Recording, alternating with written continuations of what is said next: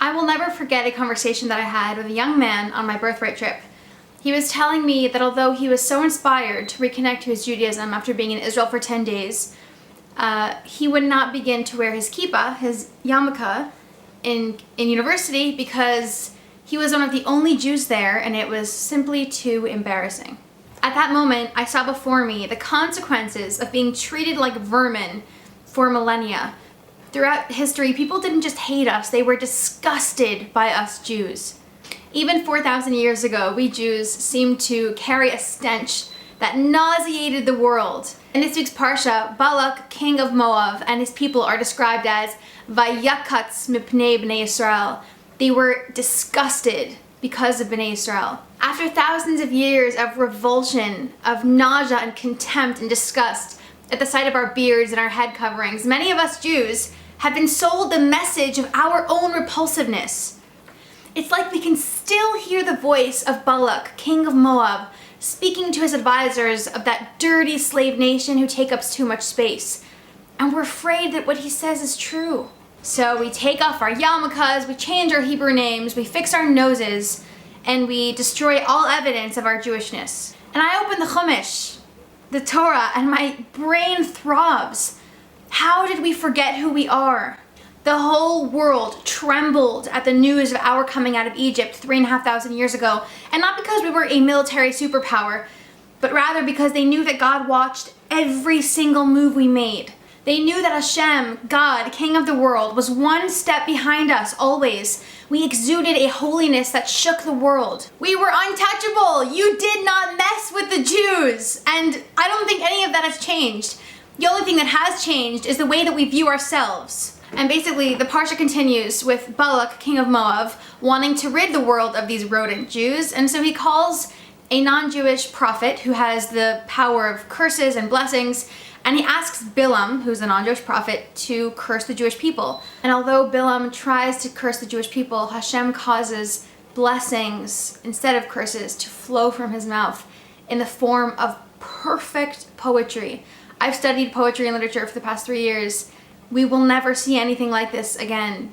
It's the kind of poetry that you just know was not produced for mortal minds. It's absolutely breathtaking. It is so beautiful.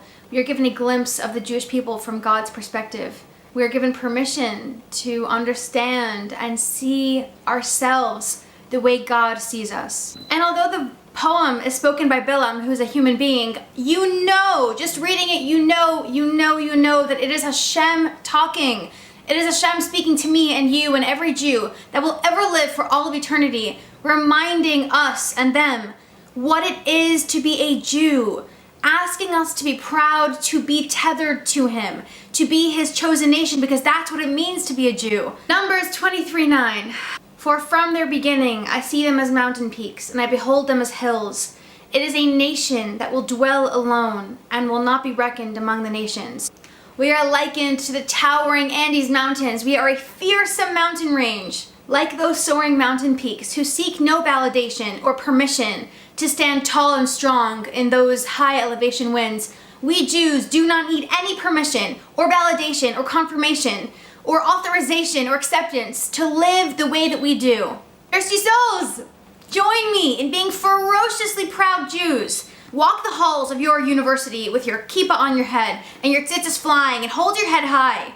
Show the world just how seriously you take this 4,000-year-old book called the Torah that other people laugh at, that other people do not take seriously, that although other people may not understand or they may laugh at you, that you do not eat meat and milk together because 3,500 years ago, Hashem, God of the world, asked you not to. That you do not eat pig because halacha, Jewish law, demands that a Jew only eat animals with split hooves who chew their cud. That although other people may not understand the seriousness of it, the moment the sun sets on a Friday evening, we are bound by the hundreds of laws of the Holy Shabbos. And it is all because we are Hashem's chosen nation, and that is the most proud, unbelievable thing to be. That didn't make sense. We know who we are. We can look into this week's Parsha and read that poem that Bilam said 3,500 years ago. And we can see what Hashem thinks of us, and that's all the validation we need. That is all the confirmation that we need. That is all the justification that we need. Devarim, Deuteronomy 7:7. Not because you are more numerous than any other people did Hashem delight in you and choose you, for you are the least of all peoples. We may not be the coolest, we may not be the richest or the most beautiful, but we are chosen. We are chosen, we are chosen, we are chosen. Be proud, and stay thirsty.